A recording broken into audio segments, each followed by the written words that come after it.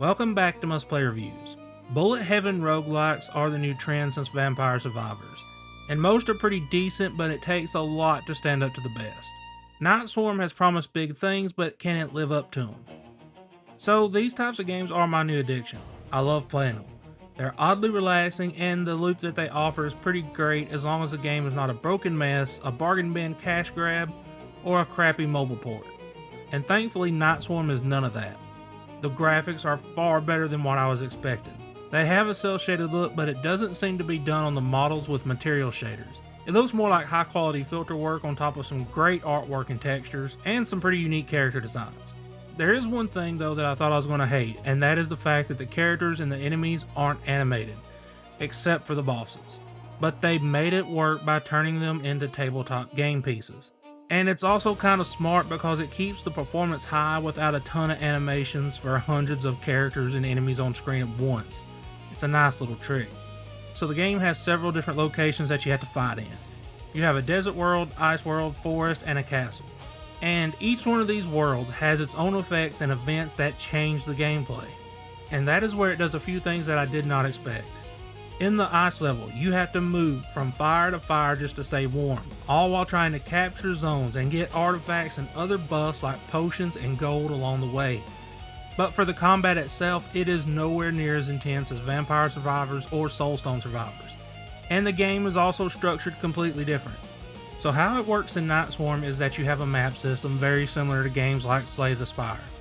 You're on a board with branching paths and icons that show you exactly what to expect.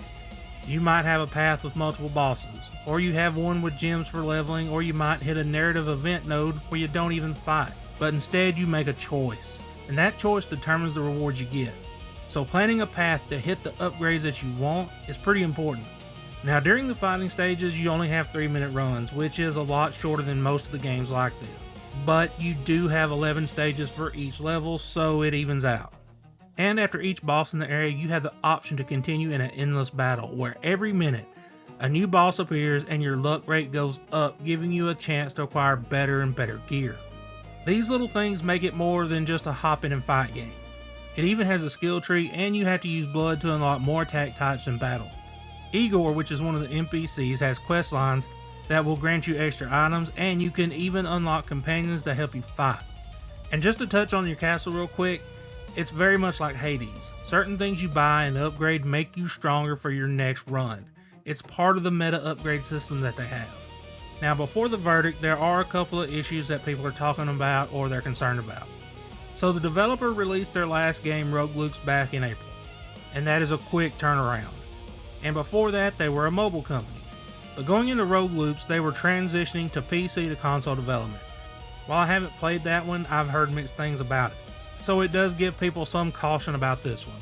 Also, the game is using AI voice acting, and personally I don't really care.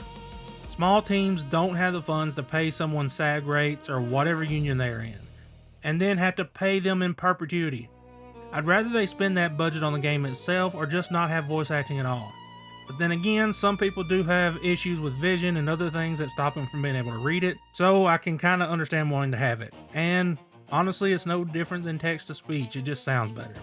Now, I will say if they were a AAA studio, that is where AI voice acting is completely different. And then there's the concern it's a cash grab. I really don't think that's the case because it's only $10 and I haven't seen any microtransactions.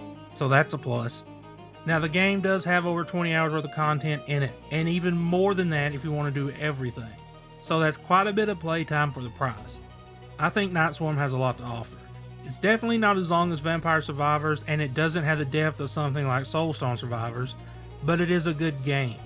So it gets a play from me. But as always, the choice is yours. Let me know in the comments, are you going to play or pass?